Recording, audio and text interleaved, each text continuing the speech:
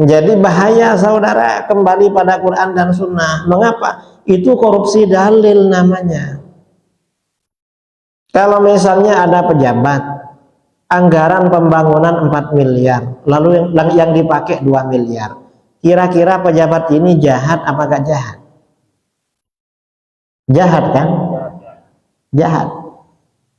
Kalau ada orang, padahal ulama salaf bilang dalil ada 4, lalu dia bilang ada 2, jahat apa gak jahat ini? Berarti salafi wahabi jahat. Orang korupsi dana bangunan dengan orang korupsi dalil agama, lebih jahat siapa? Lebih jahat korupsi dalil agama. Karena kalau cuma bangunan ya gak apa-apa, dibangun gak dibangun, aspal cepat rusak gak masalah kan. Tapi kalau orang salah, sesat beragama, kan fatal, bisa masuk neraka ini. Kalau korupsi bangunan dia aja yang nanggung. Tapi kalau korupsi ajaran agama, pengikutnya juga bahaya saudara. Ini Wahabi.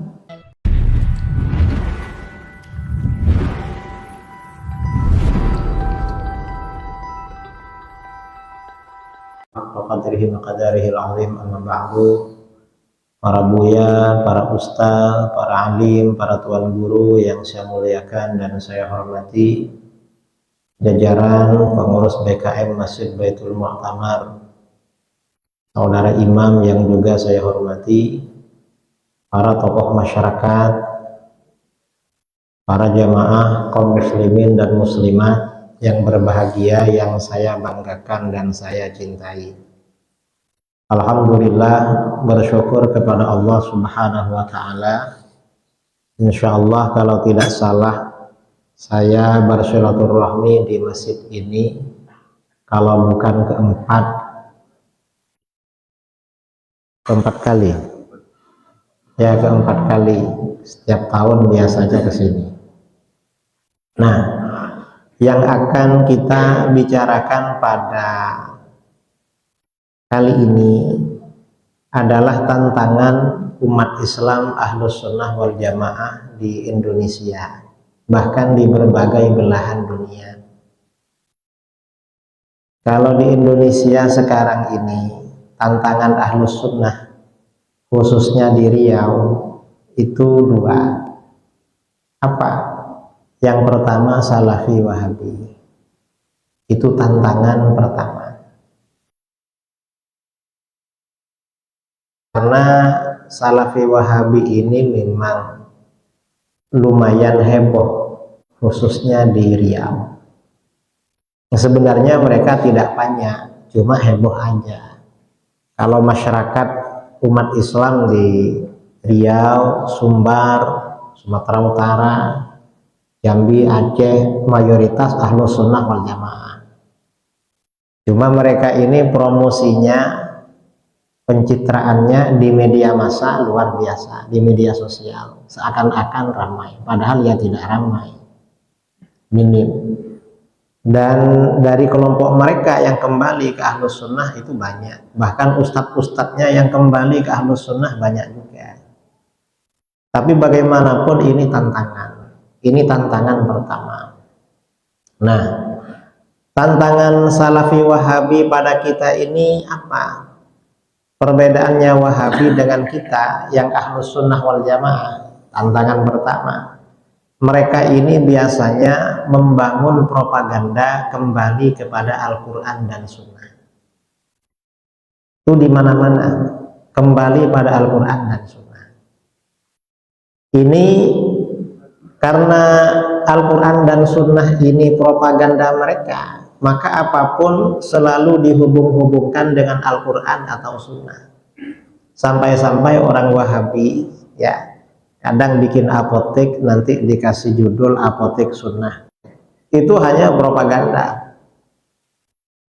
Dan mereka ketika berbicara tentang Al-Quran dan Sunnah ini perlu digugat. Mengapa perlu digugat? Al-Quran Al-Quran yang dimaksud kembali kepada Al-Quran itu kembali kepada beberapa ayat Al-Quran yang biasanya sudah mereka distorsi maknanya. Oleh Wahabi ini memang dirubah maknanya. Kok dirubah? Ini sesuai dengan sabda Rasulullah SAW. Hadis riwayat Ibnu Hibban dalam sahihnya dari Hudzaifah bin Al-Yaman radhiyallahu an, Rasulullah SAW bersabda, "Inna akhwafa ma akhaf."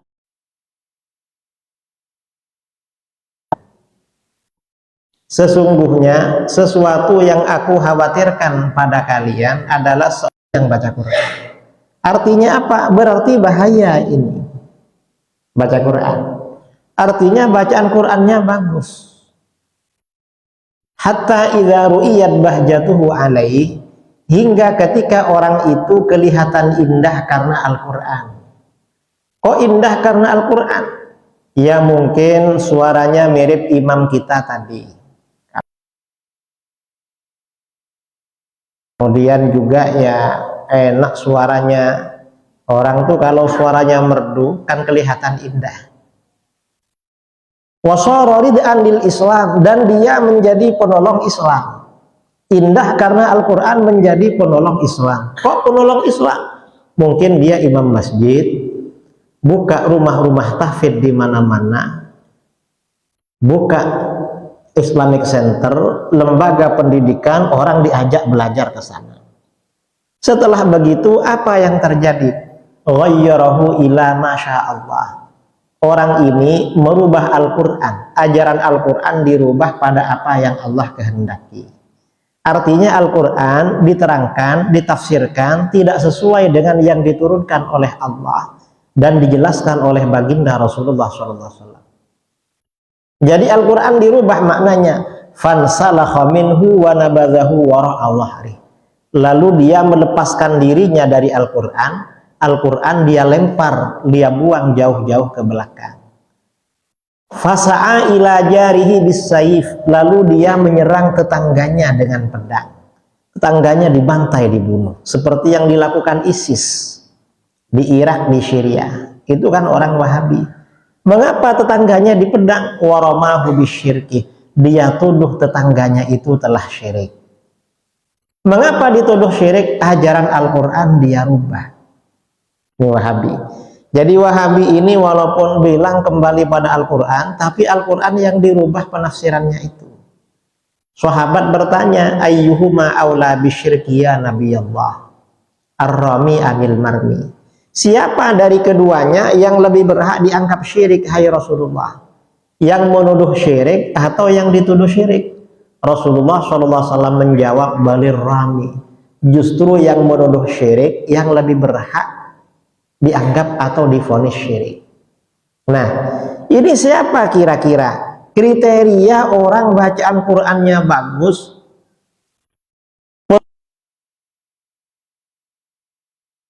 mensyirikkan orang, lalu mengkafirkan orang, lalu dia bunuh.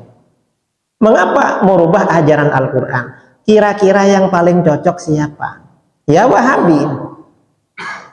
Mengapa Wahabi paling cocok? Wahabi ini dalam hal-hal yang berbeda dengan kita, dalilnya pakai Al-Quran. Tapi Al-Quran itu yang sudah dirubah maknanya. Contohnya bagaimana? Mayoritas umat Islam dari dulu bertawassul, bertabarruk, beristighatsah. Karena ini ajaran dari baginda Rasulullah SAW. Tawassul, tabarruk, istighatsah. Datang Wahabi. Apa kata Wahabi? Tawassul ta'ala itu. Apa jawaban orang musyrik? Orang musyrik menjawab, ma na'buduhum illa liyuqarribuna ilallahi zulfa. Kami tidak menyembah berhala-berhala itu, melainkan agar berhala-berhala itu mendekatkan kami kepada Allah sedekat-dekatnya. Nah, jadi orang musyrik menyembah berhala biar dekat dengan Allah. Sama dengan kamu yang bertawassul dengan nabi dan wali biar dekat dengan Allah. Gak ada bedanya. Ini kata orang Wahabi. Nah, ini artinya apa? Wahabi mendistorsi, mentahrif, merubah maksud Al-Quran. Kok merubah? orang musyrik itu memang menyembah berhala. Makanya di dalam Al-Quran pakai redaksi ma na'buduhum illa liyuqarribuna ilallahi zulfa. Kami tidak beribadah kepada berhala-berhala itu melainkan agar. Artinya orang musyrik memang beribadah pada berhala. Adapun orang yang bertawassul dengan nabi, bertabarruk, beristighatsah dengan nabi dan wali, itu bukan beribadah kepada mereka, ibadahnya kepada Allah. Para nabi dan para wali itu hanya dijadikan wasilah di dalam beribadah pada Allah. Dan itu memang perintah Al-Quran. Di dalam Al-Quran, ya ayyuhalladzina amanu taqullaha wabtaghu ilaihil wasilah.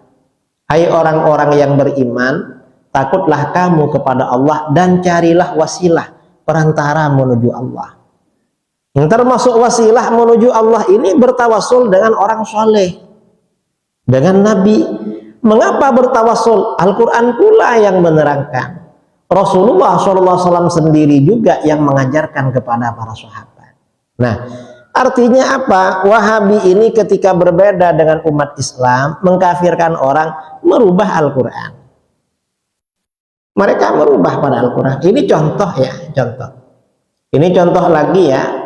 Wahabi membid'ahkan orang merubah Al-Quran. Tahun 2009, saya diundang debat Wahabi di Denpasar, di Bali. Waktu itu acara debatnya di 15 titik. Cuma Wahabinya yang datang 2 titik aja, yang lain lari. Nah, salah satu titik itu, waktu itu debat soal tahlil. Kita kalau ada orang mati kan baca tahlil, betul?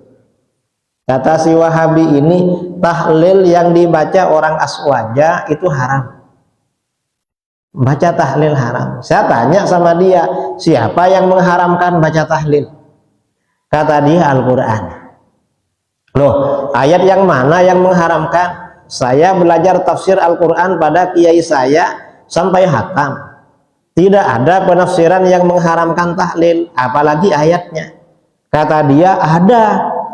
Mana? Ayat 2 surah Al-Mulk. Allazi khalaqal mauta wal hayata liyabluwakum ayyukum ahsanu amala. Dia yang menciptakan hidup dan mati. Dia yang menciptakan mati dan hidup untuk menguji kamu. Siapa di antara kamu yang paling bagus amalnya? Nah, kata si Wahabi ini, spirit dari ayat ini, kita ini bagus-bagusan amal. Amal yang bagus. Sedangkan orang yang tahlil, itu maunya banyak-banyak zikir, itu tak bagus, makanya haram. Artinya apa? Al-Quran ini dipikir sendiri, saudara. Mungkin dia juga tahunya dari terjemahan.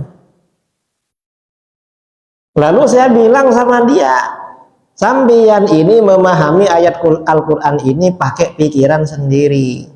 Dan logikanya gak nyambung. Mengapa gak nyambung? Spirit dari ayat ini, manusia ini bagus-bagusan amal. Diuji oleh Allah siapa yang paling bagus amalnya. Karena ujiannya siapa yang paling bagus amalnya, maka berarti bagaimana? Tentunya yang dilarang kebalikan bagus. Apa? Amal-amal yang jelek. Karena spiritnya bagus, maka yang dilarang yang tak bagus. Mestinya begitu. Loh, kalau zikir banyak itu gak masuk di sini. Mengapa? Karena banyak bukan kebalikannya bagus. Banyak itu kebalikannya sedikit. Sedangkan zikir itu semakin banyak semakin bagus. Dianjurkan, diperintahkan dalam Al-Quran. Ya ayyuhalladzina amanu dzkurullah dzikran katsira. Hai orang-orang yang beriman, berzikirlah kamu kepada Allah sebanyak-banyaknya. Berzikir malah sebanyak-banyaknya. Bukan sedikit-sedikit, yang paling sedikit paling bagus. Salah itu, yang paling banyak yang paling bagus. Saudara bilang zikir kalau banyak berarti tak bagus. Loh, itu justru yang melanggar Al-Quran. Wong Al-Quran nyuruh zikir paling banyak, kamu malah bilang nggak bagus. Berarti ngomong kembali pada Al-Quran itu omong kosong namanya. Nggak bisa jawab dia. Artinya apa? Wahabi itu merubah Al-Quran, saudara. Ini beberapa kali. Setiap pakai dalil Al-Quran, Al-Quran itu dirubah. Mengapa dirubah? Mereka nggak pernah mengaji tafsir, nggak pernah belajar tafsir. Ini masalahnya. Karenanya hati-hati dengan Wahabi. Dan ini bahayanya. Saya bulan Agustus undangan ke Sumbawa, Nusa Tenggara Barat, ke Bima, Nusa Tenggara Barat. Saya sampaikan hadis tadi. Orang Wahabi yang merubah Al-Quran lalu mensyirikkan orang. Karena disyirikkan dibunuh oleh dia pakai pedang. Kiai di sana sebelum saya ceramah menyampaikan sambutan. Kata beliau, Kiai, kami ini ahlus sunnah. Karena ahlus sunnah setiap malam Jumat kami baca maulid. Ya Nabi salam alaika. Pakai rebana. Terus, karena kami baca maulid tiap malam Jumat, tetangga sebelah ini anti maulid. Mensyirikan maulid. Alhamdulillah tiap malam Jumat kami dapat hadiah kiriman batu bata melayang ke sini. Dilempar batu bata, saudara, orang baca maulid, baca sholawat. Pas saya ceramah menyampaikan hadis itu, saya bilang, beruntung tetangga saudara cuma punya batu bata. Coba mereka punya bom, kira-kira dikirim apa enggak ke sini? Kan sudah habis, saudara gak undang saya ceramah di sini. Mengapa? Karakter mereka memang seperti itu. Ini yang namanya kembali kepada Al-Quran. Kembali kepada sunnah, tidak jauh dari situ juga Wahabi itu. Yang dimaksud kembali kepada sunnah. Hanya sebagian sunnah saja yang cocok pada mereka. Yang nggak cocok gak dipakai itu. Dan mereka memahami sunnah itu tidak seperti pemahaman para ulama dulu. Itu memahami sunnah. Biasanya hadis yang sering mereka bawa-bawa hadis riwayat Imam Muslim yang berbunyi kullu bid'atin dhalalah. Semua bid'ah adalah sesat. Ini mereka. Apa saja dalilnya itu? Kullu bid'atin dhalalah. Saya dialog dengan mereka di Balikpapan. Ada videonya di YouTube. Saya jelaskan bid'ah hasanah ini hadisnya lebih dari 300. Yang Wahabi ini hadisnya cuma satu, kullu bid'atin dhalalah.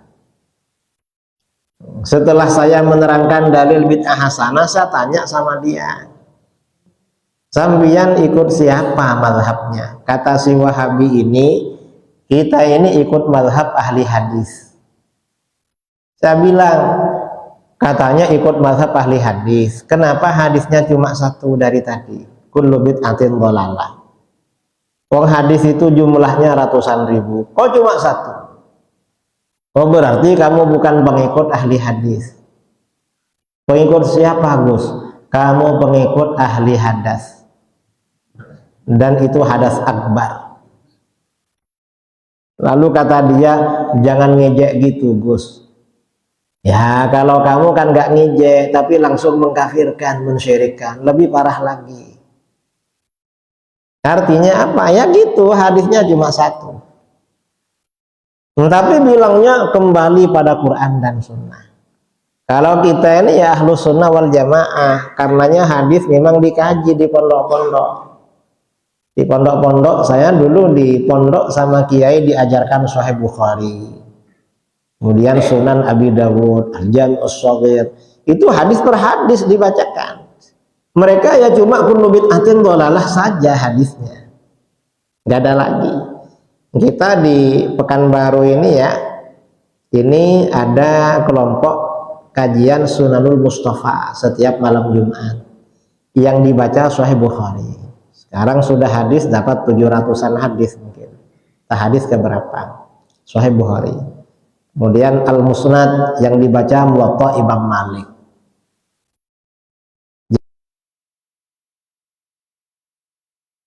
ini propaganda kembali kepada Al-Quran dan Sunnah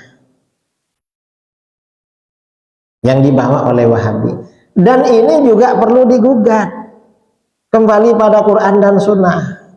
Apalagi yang digugat, mengapa cuma Al-Quran dan Sunnah?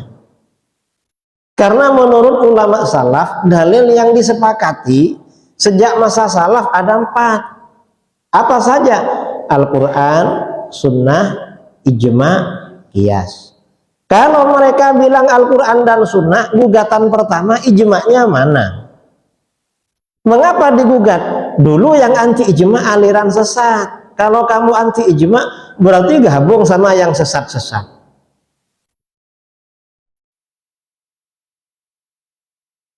Mau sama ijma. Itu yang gugatan yang ketiga. Yang keempat, kiasnya mana? Kok gak mau sama kias? Mengapa? Pada masa salaf, yang pertama kali menolak kias itu aliran sesat, yaitu kelompok An-Nazamiyah dari Mu'tazilah yang dipimpin oleh tokoh Mu'tazilah bernama Ibrahim bin Sayyar An-Nazam. Dia terkenal orang fasik, pelaku maksiat. Dia yang pertama kali menolak qiyas. Kalau saudara menolak qiyas, berarti gabung sama dia. Ini Wahabi. Jadi bahaya saudara kembali pada Quran dan Sunnah. Mengapa? Itu korupsi dalil namanya. Kalau misalnya ada pejabat, anggaran pembangunan 4 miliar, lalu yang dipakai 2 miliar. Kira-kira pejabat ini jahat apa gak jahat? Jahat kan? Jahat.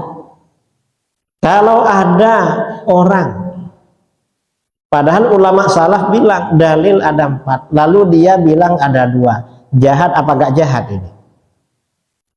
Berarti Salafi Wahabi jahat. Orang korupsi dana bangunan dengan orang korupsi dalil agama, lebih jahat siapa? Lebih jahat korupsi dalil agama. Karena kalau cuma bangunan ya gak apa-apa, dibangun gak dibangun, aspal cepat rusak gak masalah kan. Tapi kalau orang salah, sesat beragama, kan fatal, bisa masuk neraka ini. Kalau korupsi bangunan dia aja yang nanggung. Tapi kalau korupsi ajaran agama, pengikutnya juga bahaya saudara. Ini Wahabi. Karenanya mereka gak mau qiyas, sedikit-sedikit bid'ah. Gak bisa seperti itu, sedikit-sedikit bid'ah, gak bisa.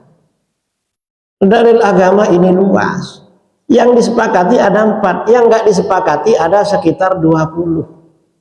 Dalam ilmu usul fikih, dalil sejak masa salaf itu sekitar 24 atau 25. Cuma yang disepakati ada 4. Ini kok 2 aja. Ini Wahabi. Cuma sekarang Wahabi ini agak susah. Mengapa susah? Karena bosnya Saudi Arabia sudah mulai melepaskan Wahabi. Sudah melepaskan Wahabi. Jadi Wahabi sini bingung juga, gak punya pegangan di Timur Tengah. Kalau kita kan pegangannya ulama Azhar, ulama Mekah, ulama Madinah, ulama Syam, ulama Irak, ulama Yaman, yang ahlus sunnah dari dulu. Banyak kita pegangan, mereka bingung gak punya pegangan itu. Ini Wahabi. Karena sekarang ya memang sudah terjadi perubahan politik secara global. Dulu Saudi Arabia ini ditugaskan oleh Barat, Eropa dan Amerika menjadi penyebar ajaran Wahabi. Iran diberi tugas menyebarkan Syiah. Mengapa? Untuk bikin kekacauan, memecah belah di antara umat Islam. Sekarang ini Amerika sudah bukan negara superpower lagi, lemah, baik ekonomi maupun militer. Dan ini juga terjadi perubahan politik. Selama sekian puluh tahun lamanya, senjata-senjata negara-negara barat diledakkan di negara-negara Islam. Afghanistan, Syria, Irak, Palestina, Bosnia, Libya, Yaman, itu senjata negara-negara barat. Sekarang ini senjata mereka diledakkan di negara mereka sendiri. Di mana? Di Ukraina dan Rusia. Kita berdoa kepada Allah, mudah-mudahan perang Ukraina lama. Kita ikhlas perang mereka berlama-lama, biar senjatanya habis untuk mereka saja. Karena kalau mereka berhenti, nanti khawatir dikirim ke sini pula. Nggak ada kajian malam kalau dibom kita ini. Biar mereka aja yang merasakan. Selama ini kan umat Islam yang dibom. Sekarang ini mereka saling ngebom sesama orang-orang kafir. Alhamdulillah. Mudah-mudahan bertahan lama. Ini harapan. Nah, ini tantangan pertama ya Wahabi. Tantangan kedua, Saudi ini walaupun lepas dari Wahabi tapi bahaya juga. Mengapa bahaya? Karena berubah menjadi sekuler, menjadi liberal. Apa sekuler? Memisahkan agama dengan negara. Dulu kalau kita haji atau umroh ya, kalau sudah waktunya sholat, toko-toko semuanya ditutup. Karena ada, kalau di sini Satpol PP, kalau di sana namanya Hayatul Amri bil Ma'ruf wa Nahyi 'anil Munkar. Petugas amar ma'ruf nahi munkar. Itu mencari kemana-mana orang yang nggak ke masjid. Sekarang ini Satpol Amal Ma'ruf Nahi Munkar sudah gak ada. Diganti dengan Hayatut Tarfih, lembaga hiburan. Jadi gak apa-apa sekarang gak ke masjid waktu azan itu sekarang. Malah di Saudi ini sudah dibuka, sudah berapa 5 tahunan ya, sudah mengundang artis Hollywood, bahkan mengundang LGBT. Kemudian sudah mengadakan hari raya Halloween. Halloween itu yang macak seperti hantu, seperti setan itu. Sampai-sampai orang-orang mu'alaf dari Amerika banyak yang menangis. Kata mereka, loh kami ini kan masuk Islam meninggalkan ajaran gitu. Lah ke orang Arab sekarang yang jadi Halloween katanya. Wong kami ikut mereka, kok mereka yang jadi setan sekarang? Ini bingung saudara. Dan ini tantangan dakwah Islam tambah berat. Kita misalnya ceramah harus nutup aurat. Kalau pakai cadar lebih bagus lagi. Batasnya aurat untuk perempuan seluruh anggota badan kecuali wajah dan telapak tangan. Akhirnya orang sini pergi umrah atau haji, jalan-jalan ke Riyadh atau jalan-jalan ke Dammam atau kemana di Arab Saudi. Ternyata di sana orang perempuan dah pakai kerudung, sudah tidak pakai kerudung. Bingung dia, loh kata Pak Ustadz di Pekanbaru rambut itu aurat, di sini kok dibuka. Jangan-jangan Pak Ustadz yang salah. Ini bahaya saudara, karenanya tantangan. Dan di akhir zaman seperti sekarang ini, di dalam hadis ya, ini fenomena tantangan kita. Ada hadis ya, hadis riwayat Imam At-Tabrani dalam Al-Awsat dari Anas bin Malik radhiyallahu an, Rasulullah sallallahu alaihi wasallam bersabda, ini fenomena Saudi dan sini, seluruh dunia. Apa? Rasulullah bersabda, idza stahallat ummati sittan fa alaihimud damar. Apabila umatku telah menghalalkan 6 perkara, maka kerusakan ditimpakan pada mereka, kehancuran ditimpakan pada mereka. Kalau 6 perkara ini dihalalkan oleh umatku, kita pikir kira-kira terjadi apa enggak di negeri kita? 6 perkara. Apa? Yang pertama, idza wahara fihi muttala'un. Apabila telah muncul, telah nampak, telah merebak di antara mereka saling laknat melaknat, saling memaki-maki. Betul. Dan ini sekarang orang saling memaki-maki di YouTube, di TV. Dan saling memaki-maki ini muncul setelah munculnya faham Wahabi di Indonesia dan Syiah. Saling mensyirikkan, mengkafirkan. Kemudian ya setelah terjadi perubahan sistem politik, ini sebentar lagi ya, tahun 2024, Ini kan ada musim politik. Ini biasanya kadang saling menjelek-jelekkan. Sampai-sampai 5-4 tahun yang lalu ya, satu kelompok dibilang cebong, satunya dibilang apa? Hah?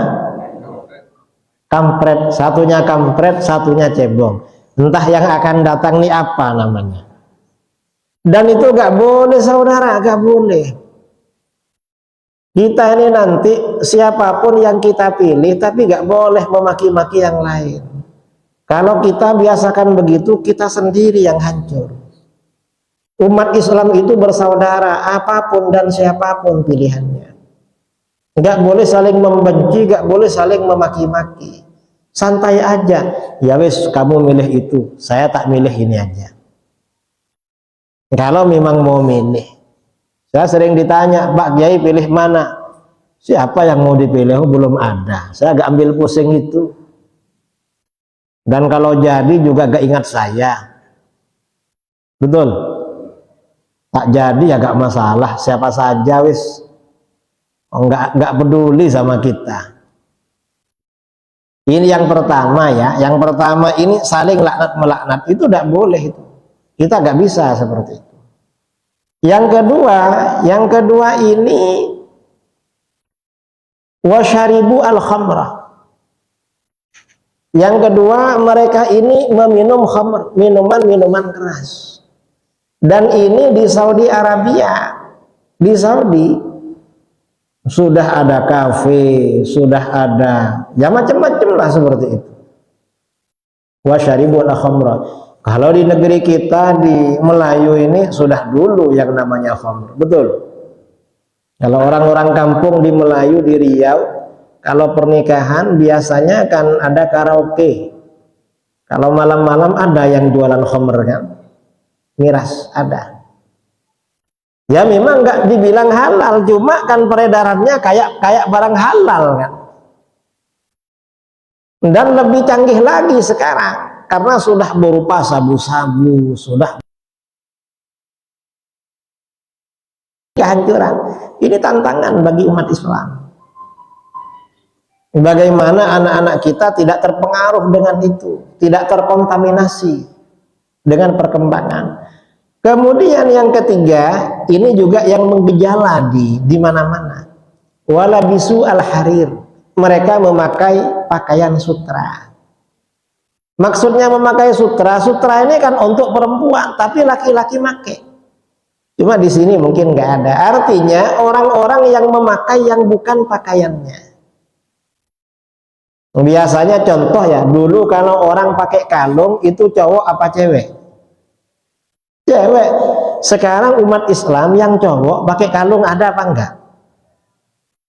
Bukan ada, banyak. Kadang-kadang rajin ke masjid pakai kalung emas itu. Tapi bukan yang di sini ya. Ada. Kadang-kadang pakai anting pendek, laki-laki. Di telinganya gak cukup, tambah lagi di bibirnya. Di bibirnya gak cukup, tambah di hidungnya. Gak cukup, kadang di lidahnya. Seperti setan-setanan. Artinya memakai yang bukan pakaiannya. Ini bahaya saudara, karena kehancuran bagi umat Islam. Ini yang ketiga. Yang keempat, bahkan ini kadang-kadang penyanyi perempuan ini dikemas dalam bentuk yang agamis, padahal gak penyanyi religi. Lagunya lagu sholawat ya, yang menyanyi perempuan, tapi pendengarnya laki-laki yang banyak di depan, dan penyanyinya lumayan agak bagus. Nah kalau laki-laki muda-muda kayak gini nonton, kan tidak kira merenungkan sholawatnya, pasti yang nyanyi juga nyanyi.